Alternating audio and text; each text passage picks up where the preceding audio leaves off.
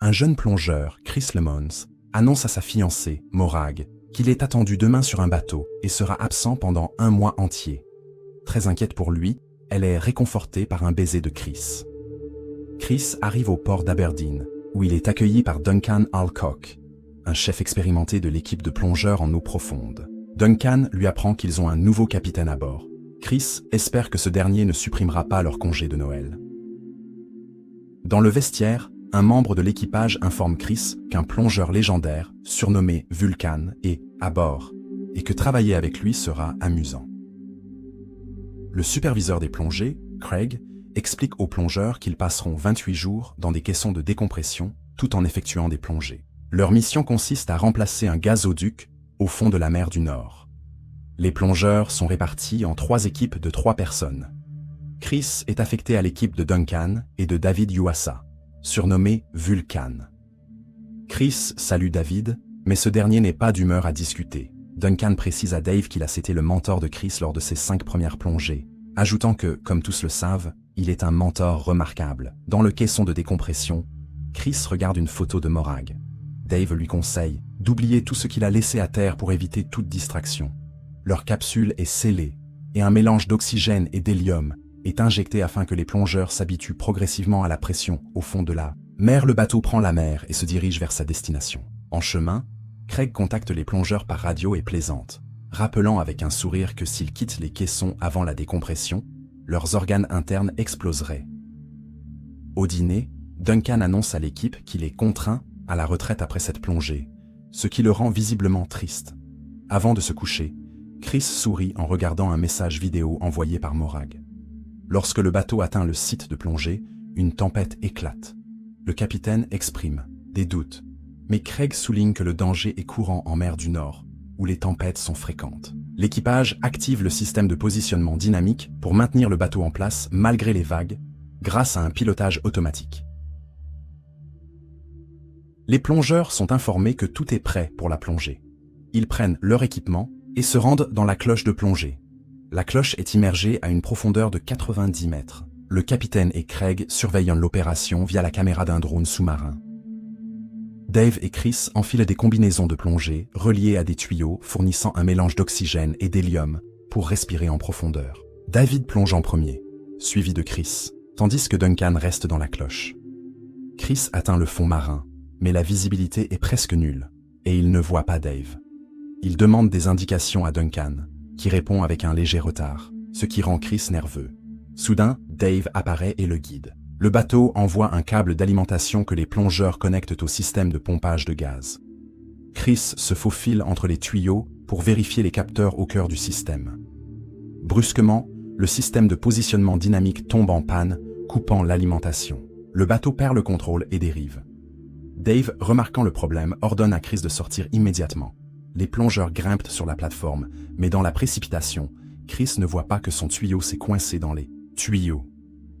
Le tuyau se tend, le tirant vers le bas, puis se pince, coupant l'arrivée d'air. Chris passe sur ses bouteilles de secours, qui ne contiennent que 10 minutes d'air. Dave lui crie de retourner sur la plateforme, sinon il ne pourra pas le retrouver. Le tuyau se rompt, projetant Chris en arrière. Le bateau s'éloigne. David grimpe à la cloche en suivant son tuyau. Le tuyau brisé de Chris flotte à côté de lui. Duncan, sous le choc, récupère le tuyau rompu de Chris dans la cloche. Craig suggère au capitaine de jeter l'ancre pour ne pas s'éloigner trop du plongeur, mais le capitaine refuse, arguant que les nombreux gazoducs sous-marins pourraient causer une catastrophe écologique. Chris allume une fusée éclairante pour s'orienter. Il tente de contacter l'équipe, mais sa radio est hors service et sa boussole cassée. Il se met à chercher la plateforme gazière dans une obscurité totale. Le compartiment des machines signale que les moteurs fonctionnent. Le capitaine décide de prendre le contrôle manuel, malgré le danger. Avec le premier officier, il manœuvre le bateau à travers les vagues. Pendant ce temps, Chris repère la plateforme. Il escalade sa paroi, s'accrochant aux ouvertures, épuisant son air déjà limité. L'hypoxie commence à le gagner. Il se souvient des paroles de Morag, inquiète pour lui. Les larmes lui montent aux yeux, et il s'évanouit. Il gît seul, sur la plateforme, avec seulement quelques secondes d'air restant dans ses bouteilles. Dave pense que l'air de Chris est épuisé et qu'il faut chercher son corps.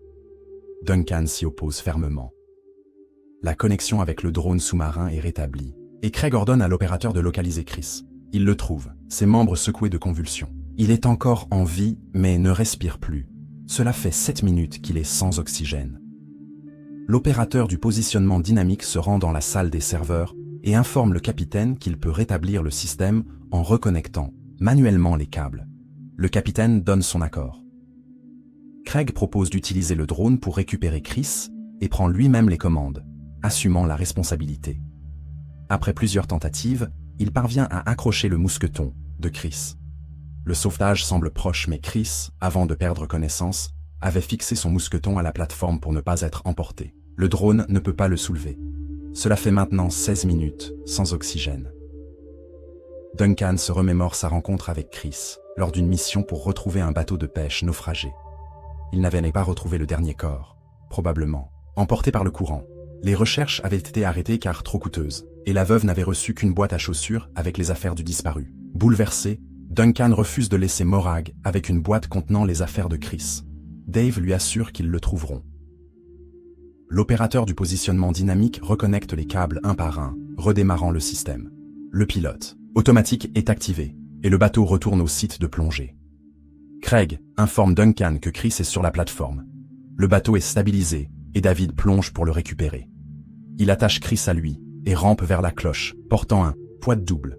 À cause de la tempête déchaînée, le bateau plonge dans les vagues, et la cloche chute brusquement. David pousse Chris hors de la plateforme juste à temps, le sauvant de l'écrasement. Épuisé, Dave tire Chris vers le haut. Il n'a plus de force, mais Duncan le motive. « Tu peux le faire, encore un effort !»